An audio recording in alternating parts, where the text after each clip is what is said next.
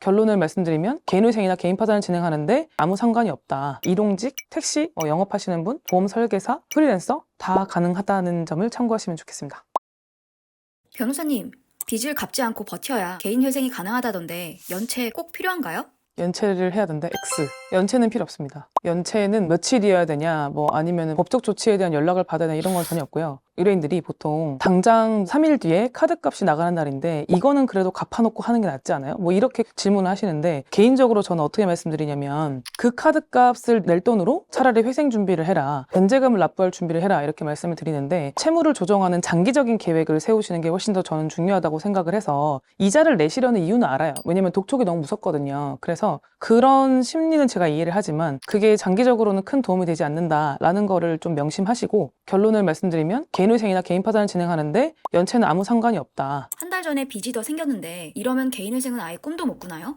X입니다. 일단 채무자 회생법상으로 언제 발생된 채무는 신청 대상에 포함되지 않는다는 이런 규정 자체가 일단 없고요. 그리고 실제 진행 사례에 있어서도 3개월 전, 2달 전, 한 달 전, 보름 전까지 저희는 다 해봤어서 물론 이제 하루 전 이런 문의도 있죠. 근데 보통 접수 시간이 필요하고 하다 보니까 제일 최근 채무는 저희는 이제 보름 전까지는 해본 것 같아요. 일단은 최근 채무와 관련된 이슈는 청산가치 산정에서 조금 법원이 까다롭다는 점, 그리고 사용처에 대해서 조금 까다롭다는 점, 이런 것들이 있는데 최근에 채무를 빌리자마자 회생하는 분들의 케이스는 보이스피싱이나 아니면은 사기를 당했다거나 또는 원래 대출이 있었는데 그거를 최근에 대환을 했다거나 아니면 카드값이거나 이런 분들이 대부분이어서 크게 그동안 진행하는데 문제는 없었던 것 같아요. 개인 회생을 하면 빚의 90%를 탕감받을 수 있다고 하는데 정말인가요? X입니다. 이거는 제가 95% 영상 혹시 기억하시는지 모르겠는데 제가 예전에 개인회생하는 그 사무실들에서 95% 최대 탕감을 보장해준다 이런 게 있어서 제가 그게 왜 말이 안 되는지를 설명드린 영상이 있는데요. 그 영상도 참고해 주시면 좋을 것 같고 개인회생에서 변제금을 산정하는 요소 그리고 탕감을 결정하는 요소는 여러 가지가 있어서 저 사람은 100만 원 내는데 왜 나는 200만 원 내냐라는 거는 당신과 그 사람의 조건이 다르기 때문이지 다른 이유는 없거든요.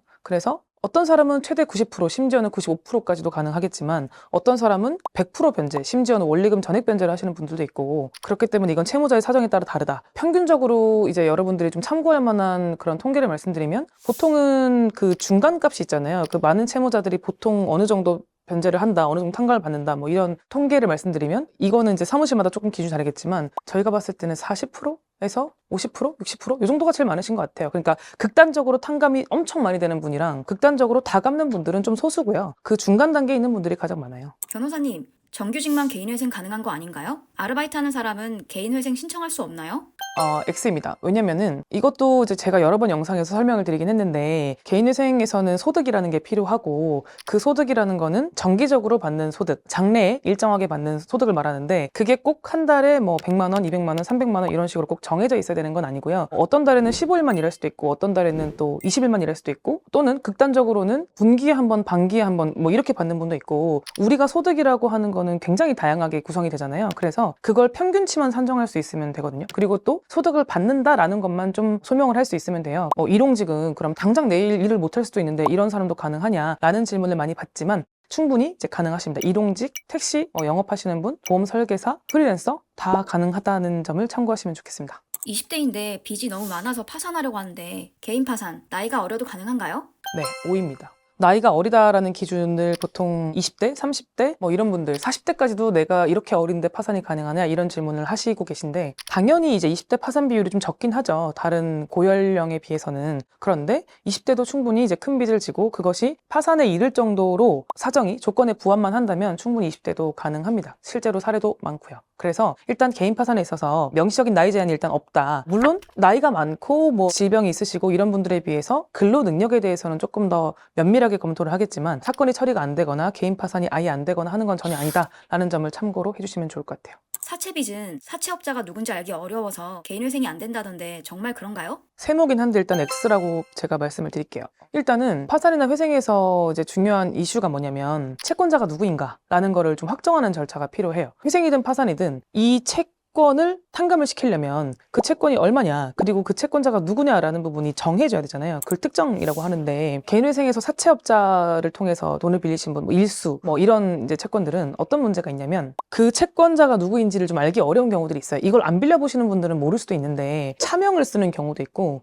통장이 아예 안 드러나는 경우도 있고 또는 진짜 현금으로 주고 받기 때문에 아예 그 사람이 김씨인지 이씨인지조차도 알기 어려운 경우들이 있어요. 이런 분들은 저희가 그 사람을 넣고 싶어도 그 채권자가 누구인지 이렇게 딱 갑이다 을이다 이렇게 이제 특정을 해서 넣기가 어렵기 때문에 이제 그런 경우도 있고요. 또 송달이 굉장히 어려운 경우들도 있어요. 그래서 이런 그 실무상의 어려움 때문에 저희가 너무 사건이 늘어지는 경우에는 넣었다 뺐다 뭐 이런 것들을 좀 회생위원이랑 조율을 하기도 하고 뭐 그렇고요. 개인 회생이나 개인 파산을 신청하면 압류된 통장을 풀 수 있다던데 사실인가요? 신청만 하면 풀 수 있다? 이거는 X입니다. 이거는 회생이랑 파산이랑 절차가 조금 다른데요. 압류라는 거는 채권자가 신청을 해서 압류를 하는 거잖아요. 그래서 그 압류 결정을 푸는 절차를 별도로 하셔야 되는데 법적인 용어를 다 배제하고 좀 쉽게 설명을 드리면 개인회생은 인가 때 여러분들이 따로 신청을 해서 풀 수 있고요. 개인 파산의 경우에는 면책 이후에 풀 수 있습니다. 그래서 내가 파산 신청을 하거나 개인 회생을 신청을 했다. 그러니까 이게 결국 개인 회생이 개시가 되거나 개인 파산이 파산 선고가 나거나 뭐 면책이 되면 그 채무가 그냥 사라지는 거니까 압류까지 다 그냥 날아가는 거 아니냐 이렇게 생각할 수가 있는데 푸는 절차는 별도로 하셔야 된다는 걸 명심을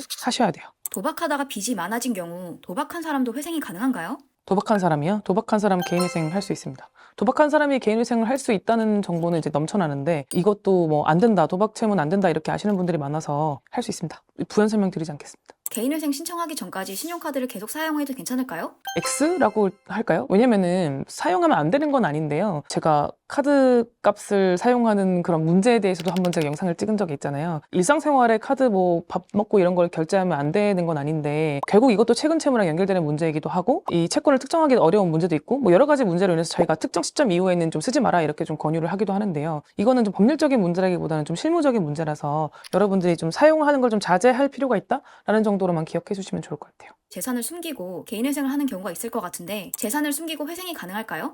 X? 일단 본인 명의로 된 재산을 법원은 거의 99% 찾아낸다고 보시면 돼요. 굳이 예외가 있다면 해외 계좌, 코인 뭐 이런 거는 못 찾을 수도 있고 뭐 예를 들면 진짜 10년 전부터 내가 개인회생을 준비했다. 그래서 현금을 조금씩 빼돌려가지고 장롱에 숨겨놨다. 뭐 이런 것까지는 진짜 못 찾는다고 할 수 있는데 그게 아니라 오픈된 정보들, 자동차, 집 그리고 또 통장을 통해서 거래하는 그런 모든 것들, 여러분이 받으시는 소득 이런 것들은 다 전산에 등록되어 있고 노출되어 있기 때문에 이런 부분은 놓칠 수가 없다. 뭐 보험, 뭐 예금, 적금, 주식계좌 뭐 이런 것들은 다 드러난다고 보시면 돼요. 그래서 99%는 걸린다. 오픈하고 시작해야 된다. 대한민국에 더 이상 개인회생, 개인파산 채무자가 없어지는 그날까지 채무자들이 더 이상 회생파산연구소의 문을 두드리지 않는 그날까지 초심을 잃지 않고 최선을 다해 채무정리를 도와드리도록 하겠습니다. 빚에 대한 답은 회생파산연구소에 있습니다.